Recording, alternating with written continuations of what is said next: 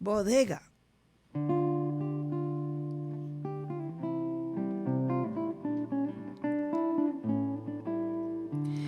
Café amargo, frijol seco, guayaba y caramelón, salchicha, arroz, queso criollo, anís, azafrán, miel, jamón, clavo, orégano y romero, malagueta y bacalao, 50 años en un soplo. Mi niñez vuelve en el vaho de jalea de chinas, oro en la batea del pulpero que se esparce como risas por callejuela y sendero.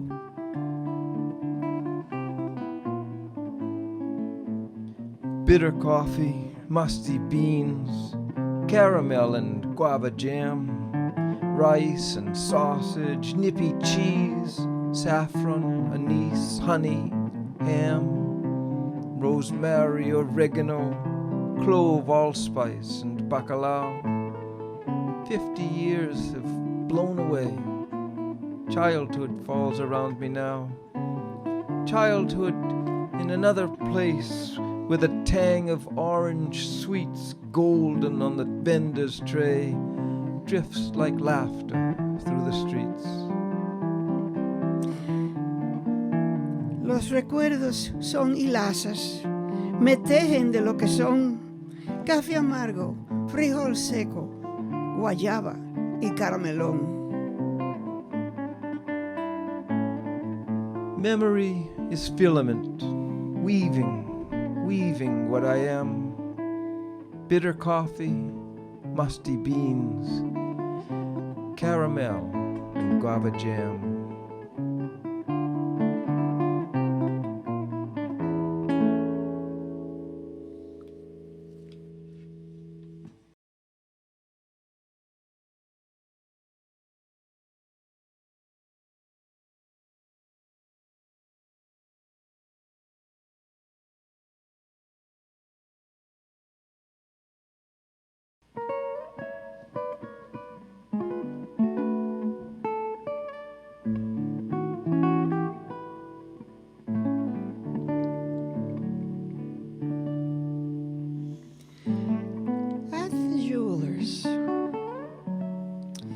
My wedding ring, after these 36 good years of service, has released its hold on 3 baguettes. Well, aging will unfix memory, teeth, the stars, and prongs of gold, the jeweler says. He reads through his loop's tip as through a telescope what cosmic powers decree for small and great. Galaxies slip like diamonds from their place, and we from ours. But no harm done.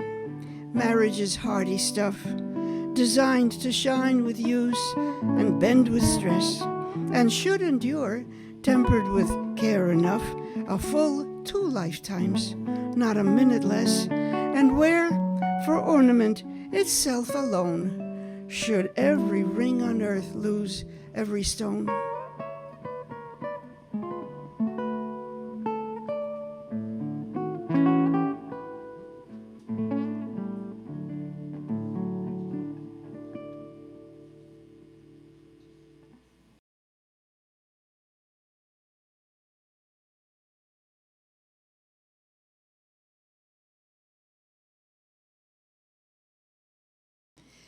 This house.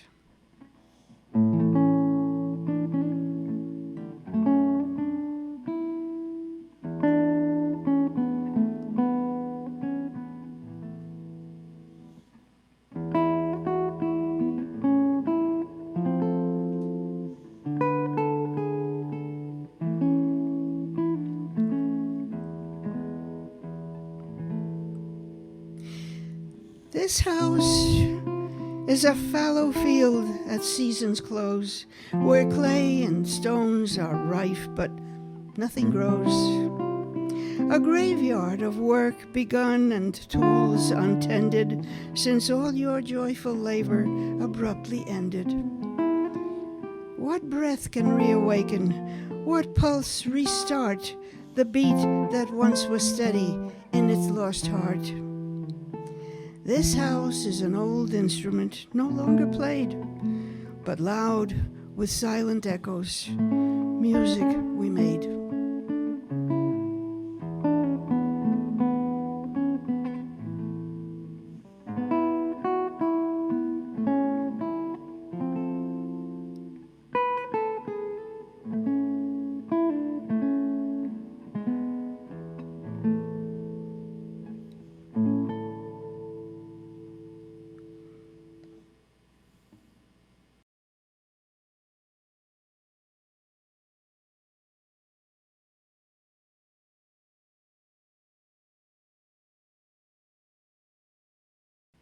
The mistress to herself.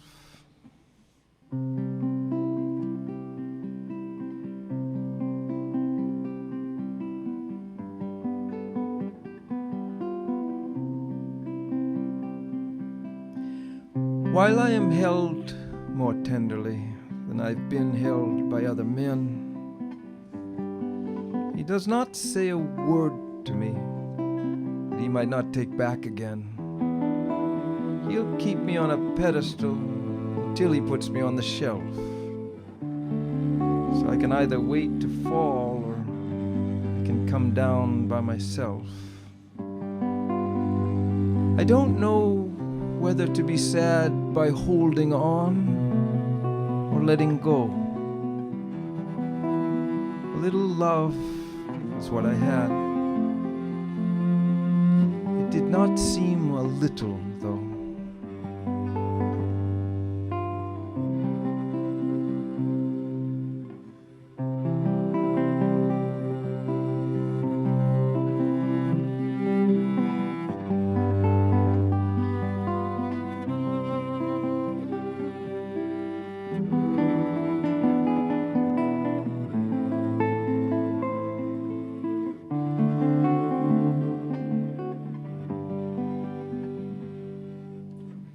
I don't know whether to be sad by holding on or letting go.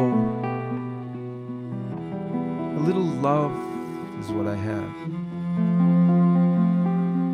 It did not seem a little, though.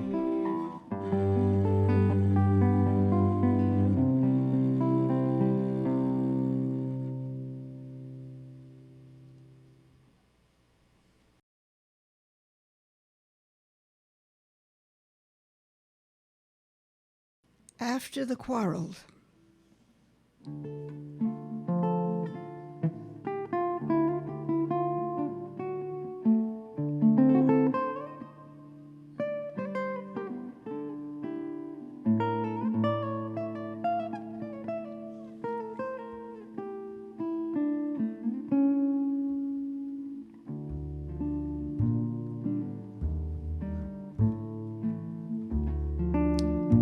After the quarrel, when a silence fell clanging around us, spreading huge and strange as Asia, it knocked flat the little cage in which we've stroked and fed each other well.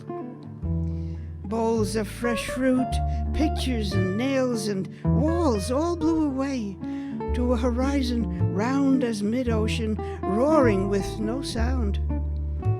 And I thought, terror dumb, how shall we call back from so far the comfortable name that props each thing up in its proper nook? Conjure the simple music back, the look our faces wore before the silence came.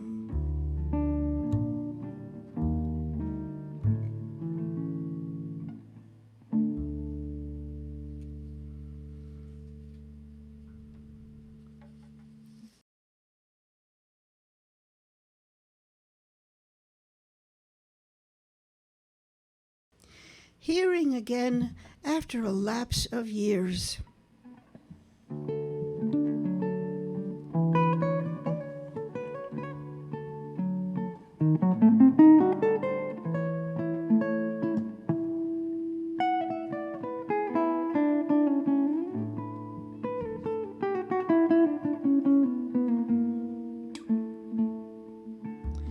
Hearing again, after a lapse of years, your name spoken aloud Among old friends, I think of 17. The salt of tears and the long silence after sorrow ends.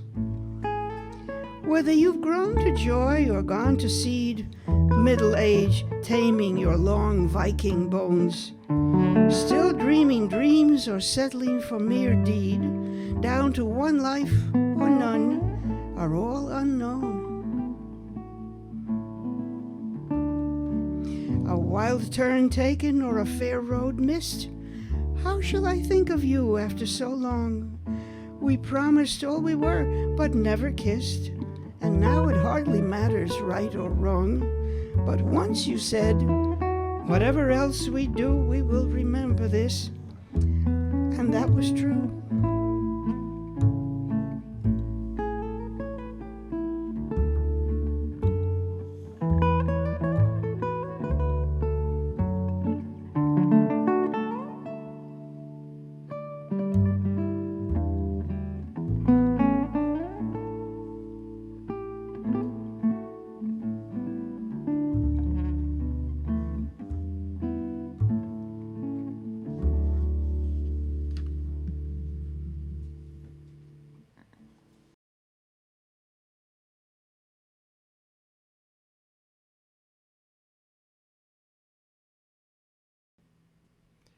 Idolatry.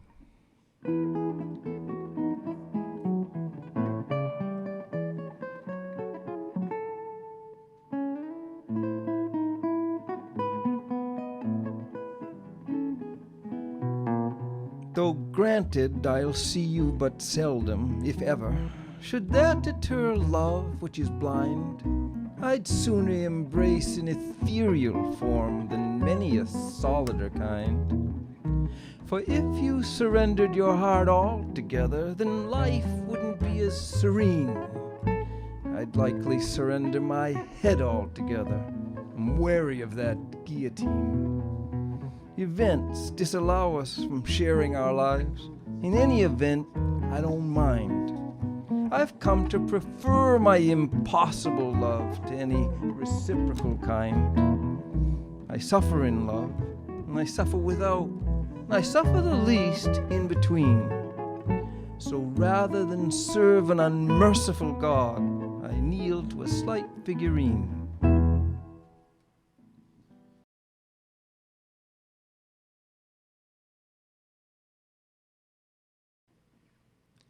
Lesson.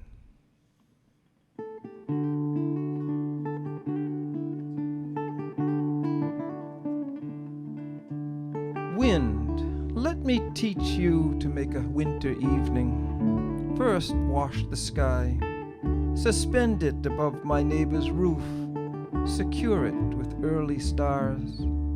Stitch carefully from maple to maple a thin humming wire clodded with sparrows. Spangle the earth with silver tatters of rain. Clear a blue circle above the shivering of wild cherry trees rubbing their fingers. Gather the last light there and hang up the moon.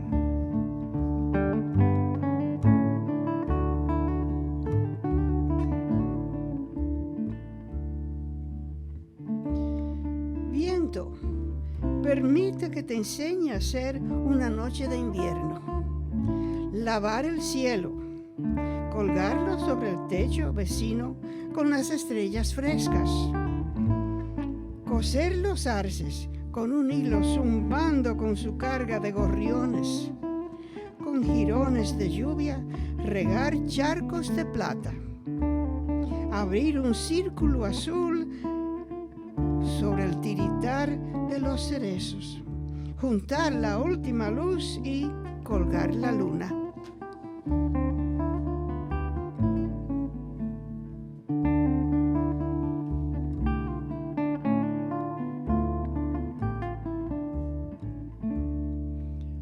Wind, let me teach you to make a winter evening. First wash the sky, suspend it above my neighbor's roof, secure it with early stars. Stitch carefully from maple to maple, a thin humming wire clodded with sparrows. Spangle the earth with silver tatters of rain. Clear a blue circle above the shivering of wild cherry trees rubbing their fingers. Gather the last light there and hang up the moon.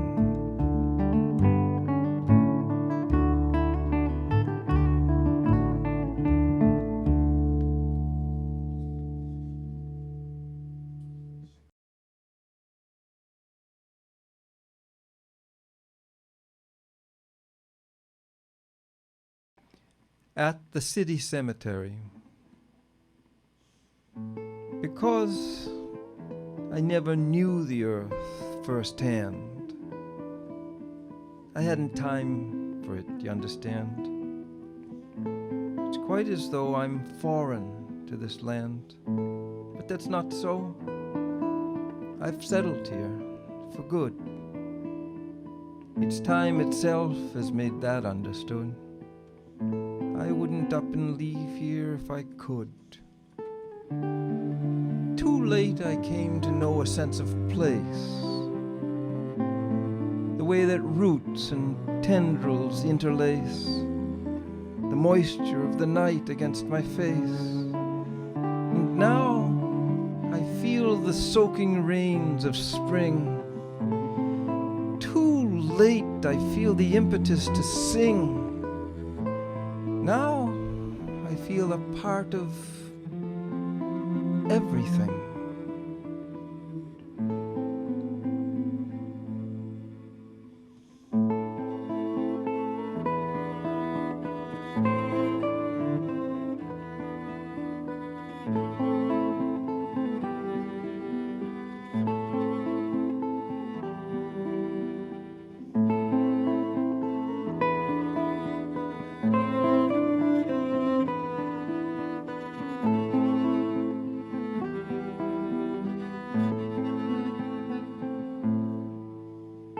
Too late I came to know a sense of place,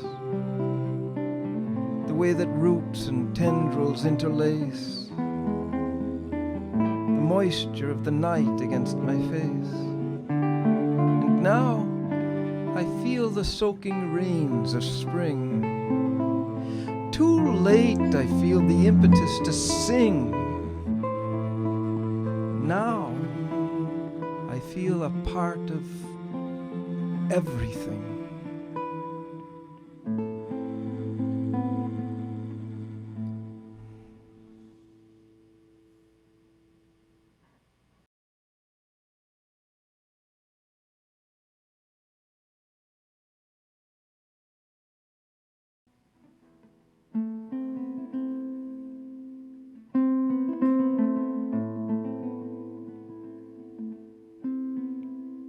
The ghost in the cathedral.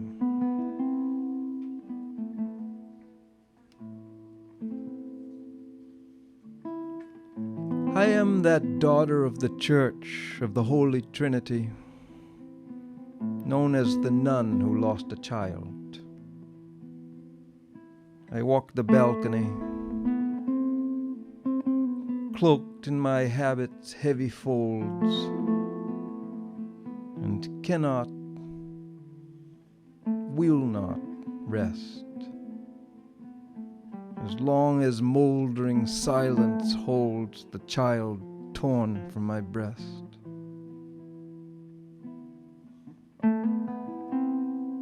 Once having watched the flower of my heart shut inside the grave, I counted my soul the smallest part of what I could not save. A single one of her wrinkled toes I held of equal worth. Those feet, her little ears and nose, 3 shovels full of earth.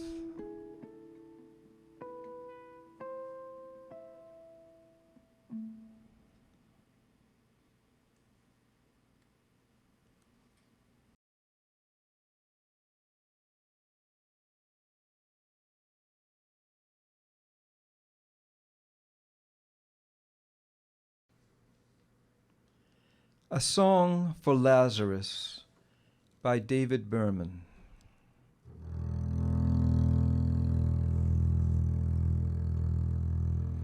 My soul,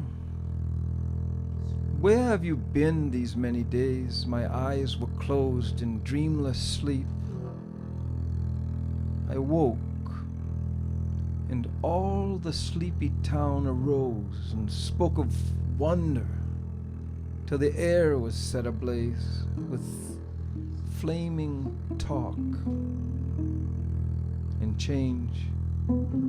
The skeptic praise, while the devout repeatedly invoke odd precedents.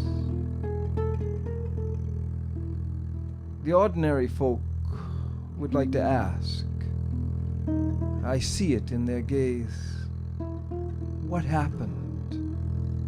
But they fear to learn, and so walk past me blindly. Not that there is much to tell, and what there is negative. No trumpet sounded, no lights came aglow. My soul returned, and I, unfit to touch, decayed, stood up, because my friend said, live.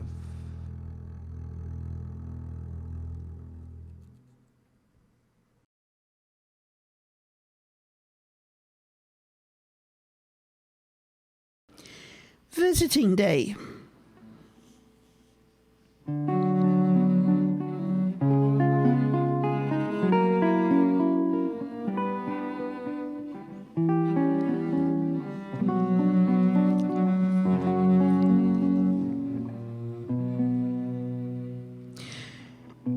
She still remembers me. She strokes my face. She made me in her body's deepest place, and fed me from herself. I was her moon. I comb her hair and feed her with a spoon and dress her in clean clothes. She understands.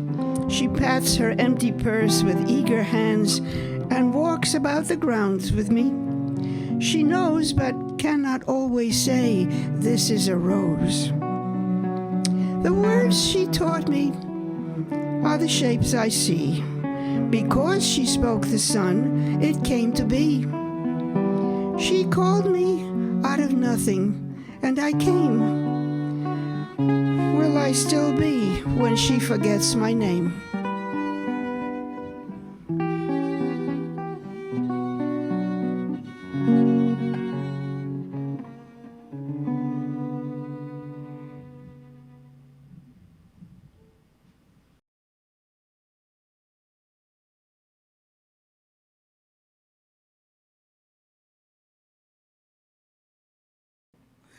When Grief Comes Calling by Charles Coe.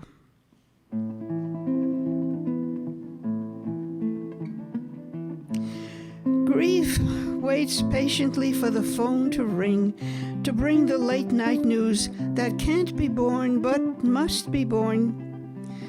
Then it comes quietly to the door, slips through the keyhole like smoke, or the long tail of a bad dream that wraps around you and won't let go. When grief comes calling, you cannot bar this uninvited guest who sours the milk, turns each bite of food to sand.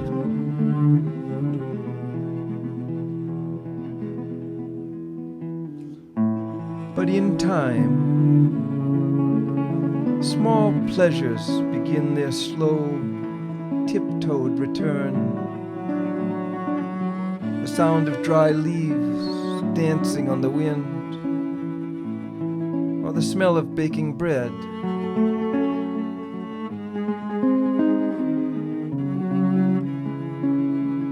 And then, one night as you drive over the crest of a hill, a full moon leaps into view like a giant child playing hide and seek.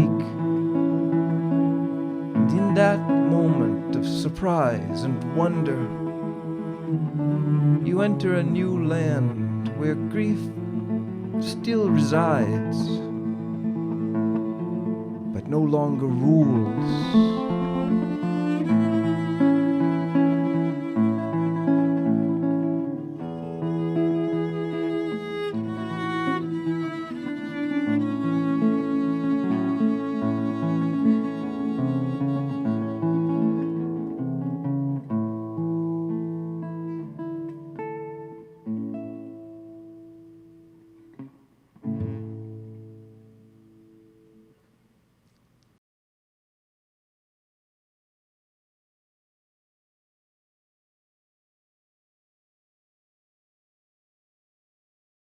Sonnet, a poem by Sor Juana Inés de la Cruz. And it has an epigraph. A refutation of flatteries perceived as blind error, inscribed by the truth on a portrait of the poet which you in the audience are asked to imagine that you can see.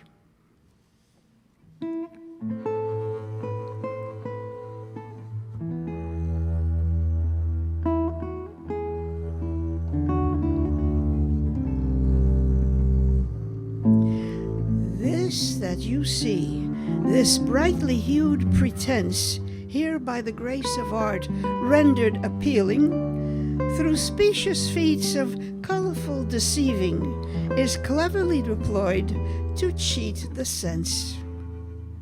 This in which flattery's munificence has sought to mask the blows the years are dealing, so as to conquer time, thereby concealing the horrors wrought by age and negligence, is effort undertaken for no gain, is a frail flower in the windy squall, is a defense from fate mounted in vain, is labor mad and wasted, doomed to fall, is a fool's errand and regarded plain, is corpse, is dust, is dark, is not at all.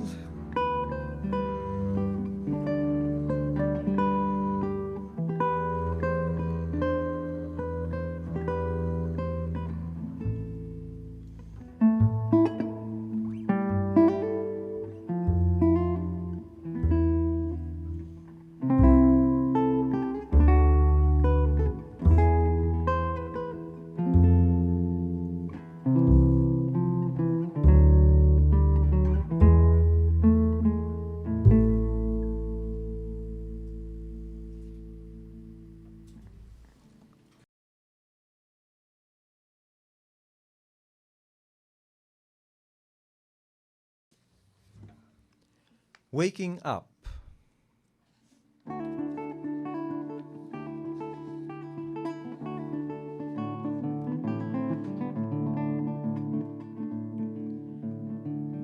Hysterical gulls, a half moon in the blue sky.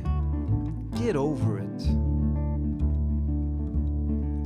Resolution tied to a blue and white buoy, its mooring line slack.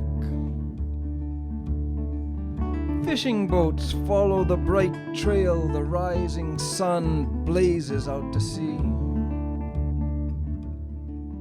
One glove finger snipped, the white-haired philosopher captures Pokemon. My wife skimming stones, children's voices from the boats across the river. A harbor seal's head pokes out from beneath the yacht's glossy reflection.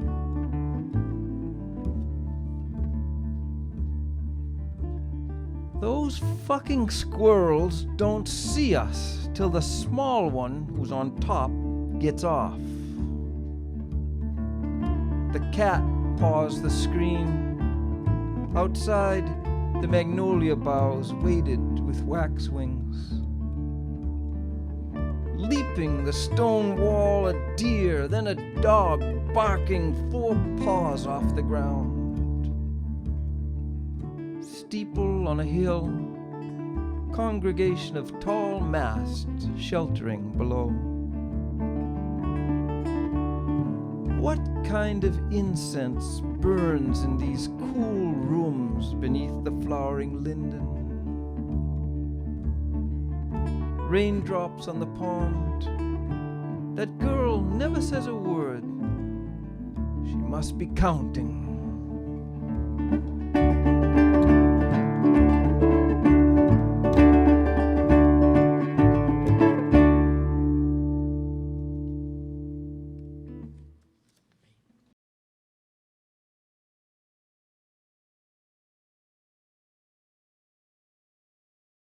Naked.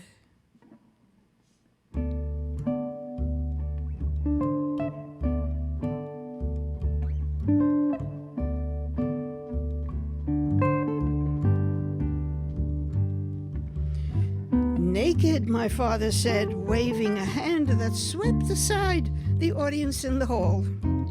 Picture them wearing nothing but their skin, nothing at all. The auditorium where I soon would read for the first time, now filled with men of letters whose poems filled fat books, and I 16, and they my betters. Papa had made me laugh away my fear. What silly images he'd made me see, and so I read, and they, in their undress, applauded me. The nakedness of audiences remains my father's spell, effective to this day. I would undress upon the page, but that he didn't say.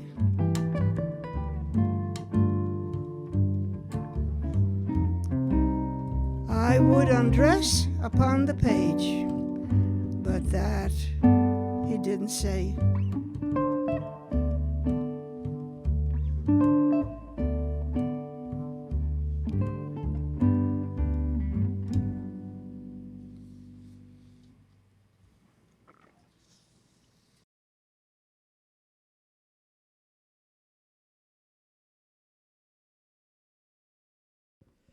Genius.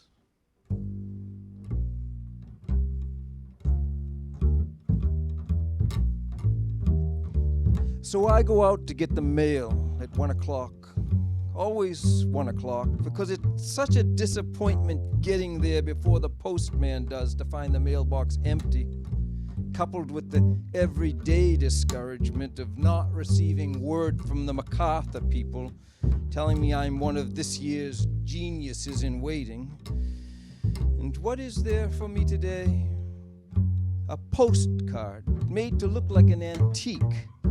An illustration of a red guitar against an off-white background with the words, "You rock my world," in black beneath the instrument. On the other side, the message reads, "I can't imagine how dull my life would be without you.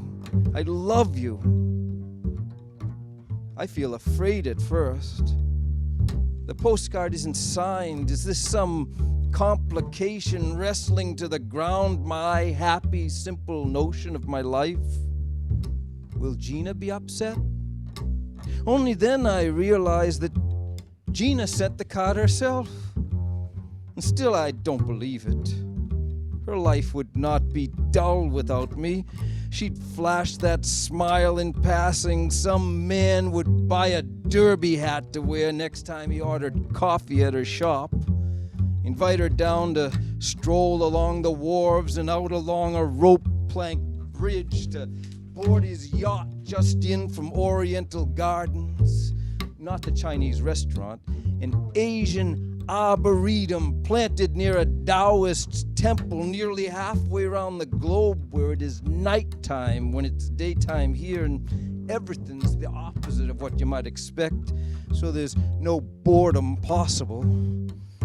Unlike with me, with my umbrella-like forbearance and my explanations of where coolness had its origin, in heroin addiction.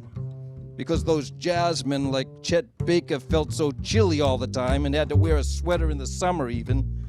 That and the indifferent attitude of someone like a William Burroughs, managing to look quite serious and not ridiculous, believing stuff that we make fun of Tom Cruise for believing. How is any of that interesting to someone fine like Gina? I love her making that mistake. If even for the moment that it took to write the postcard, which she didn't sign, by the way, she maybe had misgivings at the last minute. Even so, she put it in the mail. And I felt like an honorary genius when I finally got it figured out, as though I'd been selected by the grant committee. Except for, of course, the money part, but hey, it's still enough to live on.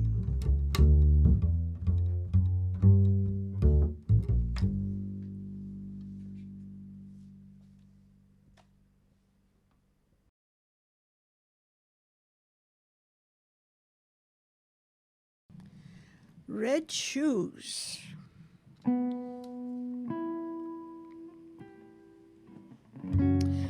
I bought red shoes the other day. They were on sale, which can't excuse purchasing something so outre. I bought red shoes, knowing they're likely to confuse people who've known me day to day for the strict ways and quiet views of those who seldom go astray or turn up in the precinct news. But then, who knows? I may. I bought red shoes.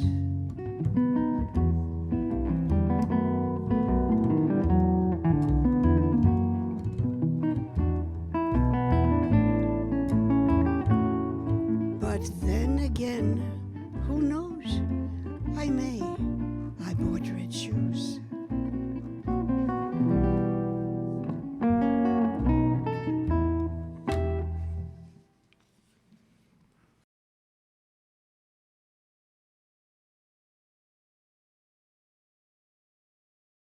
Occupational hazard.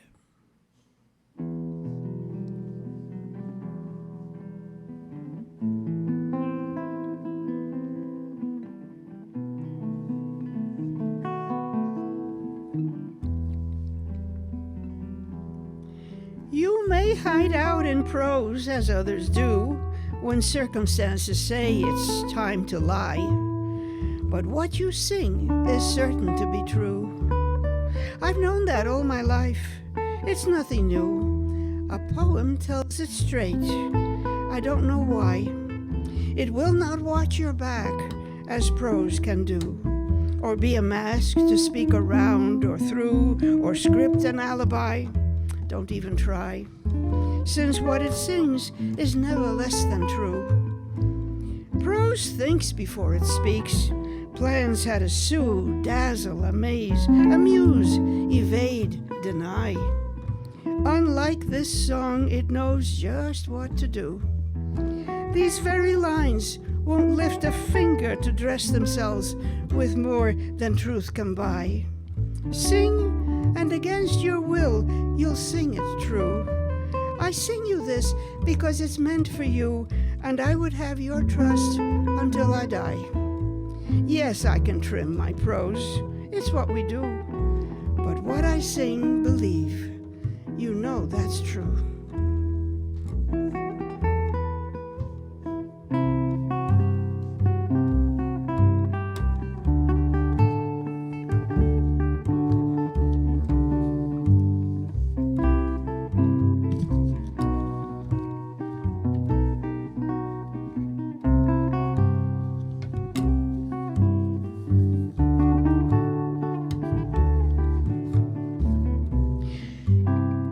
Yes, I can trim my prose.